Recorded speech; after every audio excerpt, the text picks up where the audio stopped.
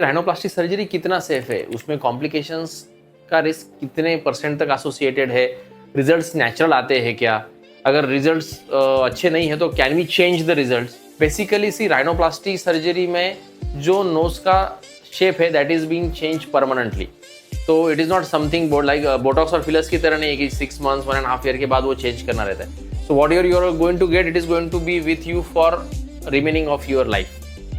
So except for the liquid rhinoplasty जिसमें filler डाल के टेम्पररी जो शेप चेंज किया जाता है, अगर उसको हम लोग एक्सक्लूड कर दे, जो क्लासिकल राइनोप्लास्टीज है जिसमें कार्टिलेज यूज होता है, so that is done once and that has to be done properly because it is very difficult to change the shape of the nose once the rhinoplasty is being done, जिसको हम लोग redo बोलते हैं। Redo rhinoplasties are very difficult. So basically surgery is quite safe. Complications के बारे में अगर हम लोग बात करेंगे, it is quite safe surgery, but as with any other surgery जो रिस्क एसोसिएटेड रहता है वो राइनोप्लास्टी के साथ भी एसोसिएटेड रहेगा।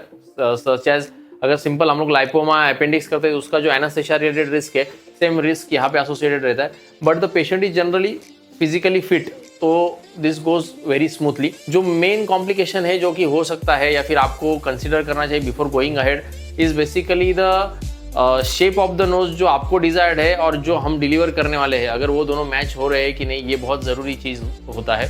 क्योंकि अगर if you are expecting some photograph और उसके जैसा नोज चाहिए, अगर आप ऐसे डिमांड कर रहे हैं तो that is something we call as unrealistic expectation, और उस चीज़ में neither surgeon should go ahead and neither patient should not also opt for the procedure, क्योंकि हर एक का फेस अलग रहता है स्ट्रक्चर, उसके हिसाब से ही राइनोप्लास्टी करते हुए हम लोग कंसिडर करते हैं जो नोज बनाएंगे उसका shape.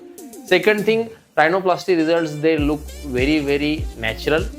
Again if done properly, अगर हम लोग उसको करते हैं आपके शेप के हिसाब से, कितना ऑगमेंटेशन करना है, कितना रिडक्शन करना है विड्थ का, ये सब अगर प्रॉपरली कैलकुलेट किया जाता है तो जो रिजल्ट है बहुत ही नेचुरल और बहुत ही एस्थेटिक आते हैं। कॉम्प्लिकेशंस पे हम लोग आएंगे। कॉम्प्लिकेशन मैंने जैसे बोला कि शेप जो है वो डिफॉर्म्ड हो सकता है, so we can get deformed shape. Again infection का एक रिस्क रहता है सर्जरी के साथ, सो द कार्टिलेज जो है दैट कैन गेट इन्फेक्टेड और जो कि वुंड्स हो सकता है। Third thing, warping of the cartilage is one thing. अगर कार्टिलेज है उसको प्रॉपरली टैकल नहीं किया गया है तो वॉर्पिंग यानी चेंजिंग द शेप, तो कार्टिलेज का जो शेप है ओवर टाइम चेंज होता है, अपने आप ही चेंज होता है, उसको वॉर्पिंग बोलते हैं। तो वो एक कॉम्प्लिकेशन है जो इसके साथ एसोसिएटेड है।